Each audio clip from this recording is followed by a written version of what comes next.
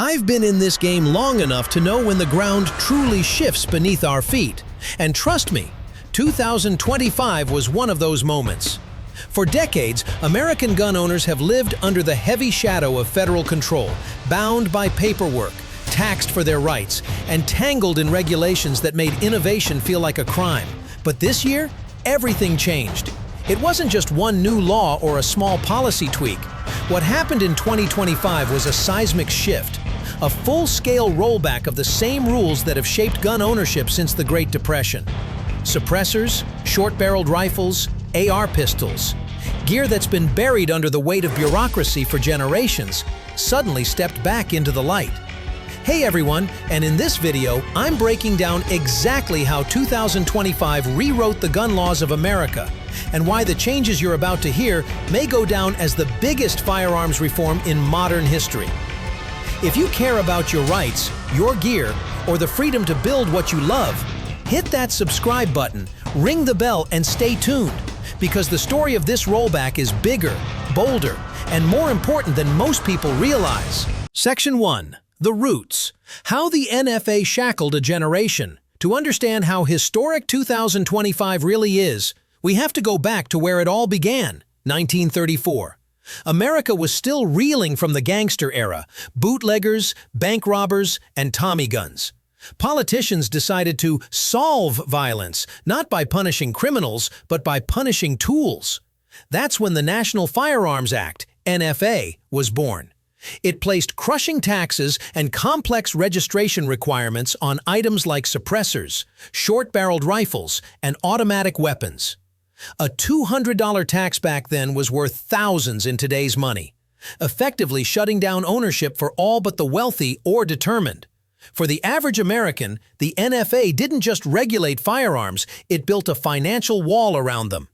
It made gun innovation a bureaucratic nightmare and turned enthusiasts into paperwork experts.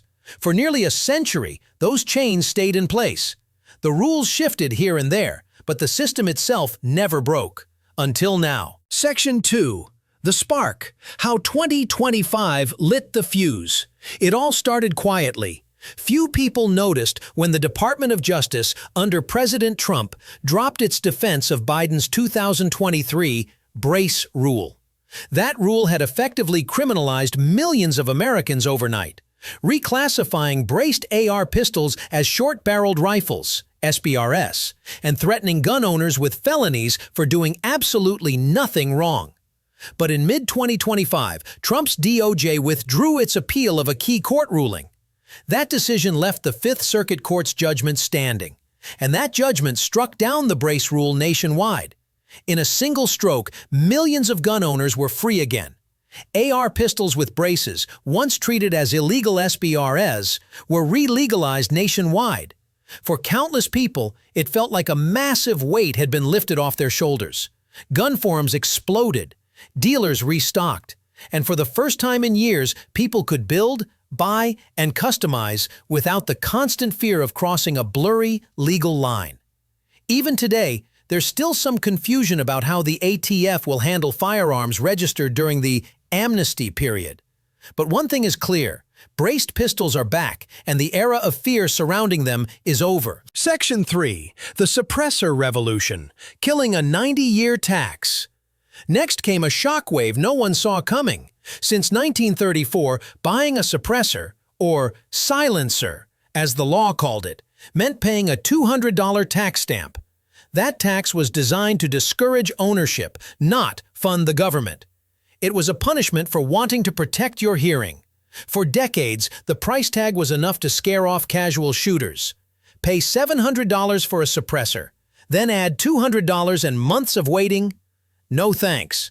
But in July 2025, everything changed. Trump signed a new tax reform bill that abolished the NFA transfer tax on suppressors and short-barreled rifles, effective January 1, 2026. The registration process will still exist. Background checks, fingerprints, all of it. But the financial barrier is gone. To the gun community, it wasn't just about money, it was about principle. For years, people argued that suppressors make shooting safer by reducing noise pollution and hearing loss. Now, for the first time since the 1930s, the government finally stepped out of the way. Of course, not everyone's celebrating. Gun control advocates warn it'll make silencers too accessible, citing fears of crime. But studies and data from Europe, where suppressors are sold over the counter in some countries, tell a different story. In America, the change is being hailed as a once-in-a-century victory for common sense. Section 4. The SBR and PDW boom, a creative explosion. But that wasn't all. When the suppressor tax died, so did the one on short-barreled rifles, one of the most popular and misunderstood firearm categories in America. An SBR combines the accuracy of a rifle with the compactness of a pistol, perfect for home defense, close-quarters training, or law enforcement use. But for decades, the $200 tax and long approval times made them rare outside elite circles. Now, that era is over.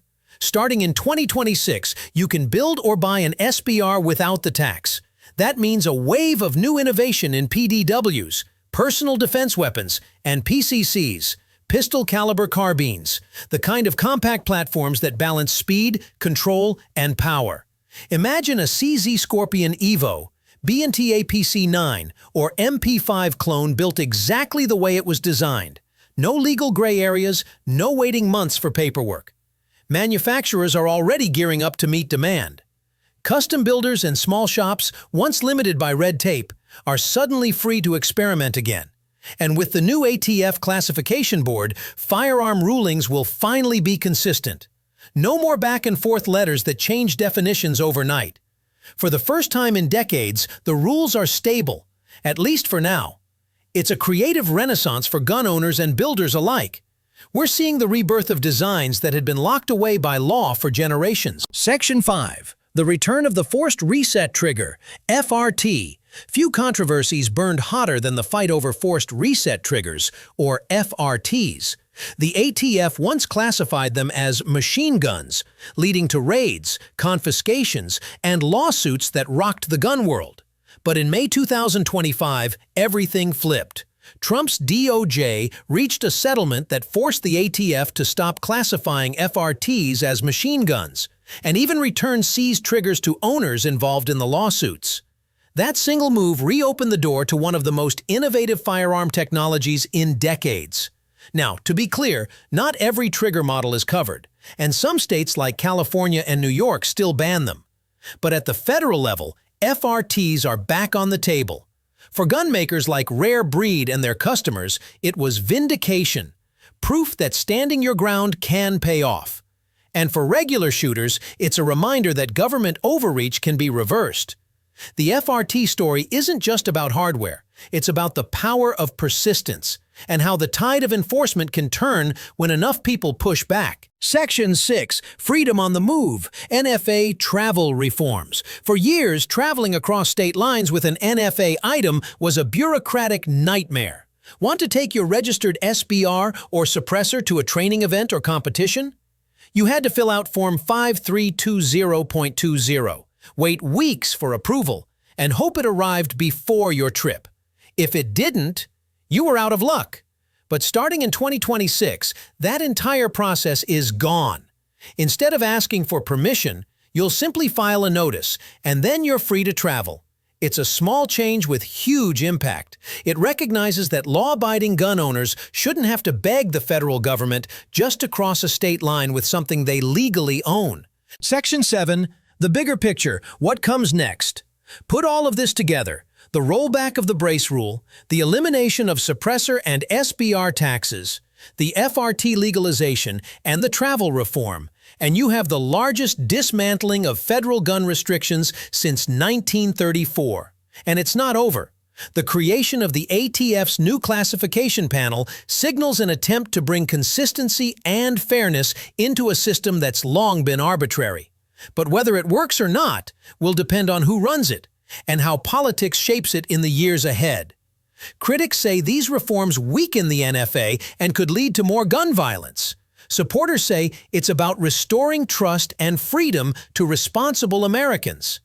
One thing's for sure, the conversation is far from over. Reflective, Powerful close. The 2025 rollback isn't just about guns, it's about the balance between freedom and control. For nearly a century, the NFA symbolized federal overreach. It punished innovation and forced millions into compliance by cost and confusion. Now, that legacy is cracking. We're watching the rebirth of American firearms culture, a moment when decades of frustration are finally turning into opportunity. Will it last? That depends on what comes next: the courts, Congress, and, most importantly, the people. Because no matter which side you're on, one truth stands tall. 2025 changed the rules forever. Signing off. Stay smart, stay safe, and as always, keep your powder dry.